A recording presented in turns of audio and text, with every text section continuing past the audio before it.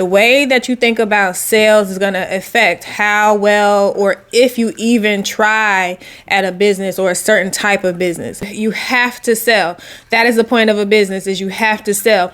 But the sales don't have to feel icky, right? And that's the problem that most people have. So when you learn this one thing about cold calling, it's going to change the way you look at cold calling, and it's going to change the way you look at sales completely.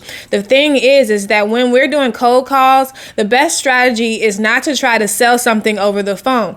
You want to go and try to get on site and have a meeting and have more time with that decision maker at the location so that they can understand how you can help them.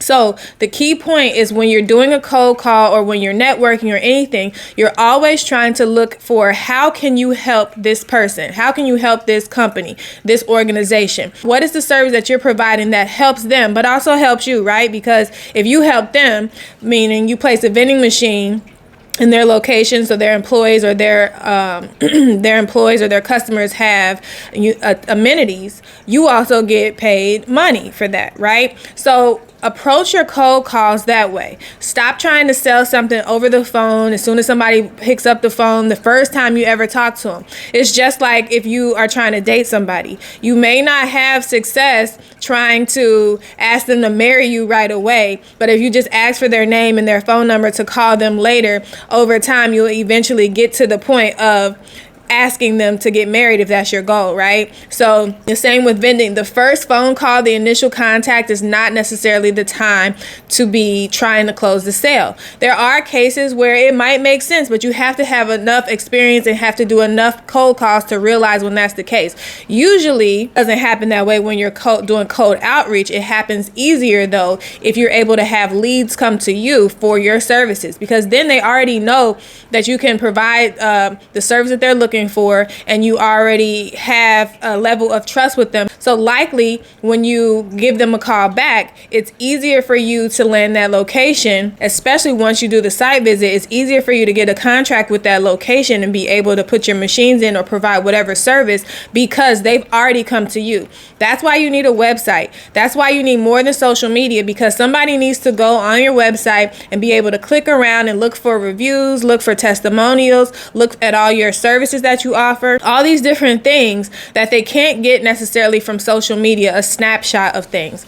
It's much easier to land the location when they already have a level of trust with you. So once they went to your website, they see that they like how you present your business. So that's one plus. Then they can see, once you talk with them, you can guarantee them the things that are going wrong with their current provider, that how you will be different. You'll be able to speak to a lot of their pain points that they're currently experiencing and reassure them that your services will be better, or, make them forget all about those bad experiences that they had. So when you're going to do your cold calls, finding customers, trying to sell your products, whatever it may be sure that you approach it from a place of trying to help. How can I help? Matter of fact, I even ask for help in the beginning of the script. And that also helps people to put their guard down, because a lot of times when you're cold calling, you're reaching out, you're interrupting what they're doing in the moment, right? Even if that's their job to answer the phone, they're there to answer the phone for their customers, not for somebody that's trying to sell them a service. You need to approach them in a way to disarm them, to make them feel like, oh, I'm just trying to help this person, and then they'll talk to you. I hope you can help me. I'm trying to reach the person that's in charge of insert whatever you're trying to do, vending machine, cleaning service, whatever it is. I hope you can help me. When you say that to the person that answers the phone, they're going to want to help you. They're a human just like you. If somebody said that to you, you listen.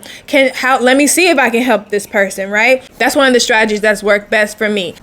You want to make sure you're approaching every call looking for a solution for them. You cannot sell your services to somebody who doesn't need your service. So really what you're doing on these cold calls is you're trying to see, are they even interested in the service, in the solution first? Because if there's a laundromat, right, that you want to call, and they already have 15 vending machines and they're happy with the service, you're not going to be able to help them because they don't need help.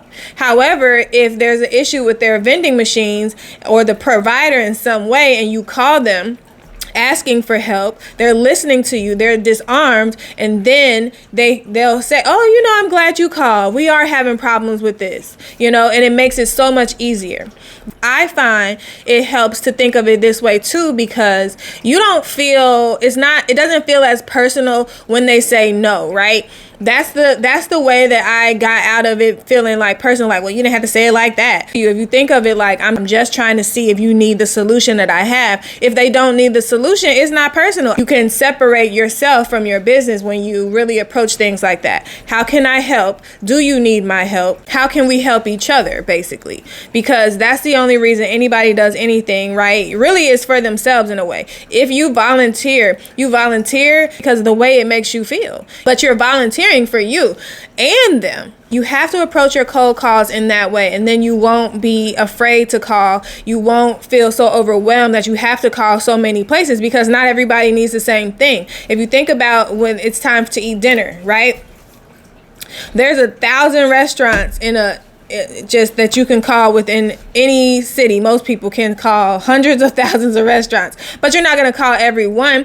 You're going to call whichever one meets your need. And that's going to be based on the type of food you want to eat, based on how quickly the food can be brought to you, based on the quality of the food, all those things. So there automatically be a lot of restaurants that are disqualified because they can't help you right now. Approach everything like that. How can I help you and how can they help me? And you'll have an easier time with your cold calls. If you need more help with cold calling, want a script, or just want to see somebody else's script, I do have that available in the Vending Machine Business Starter Kit and the Vending Machine Operator's Guide. All that stuff will be linked below, and please make sure to like and subscribe, and feel free to share this video with anybody else who you think it might help.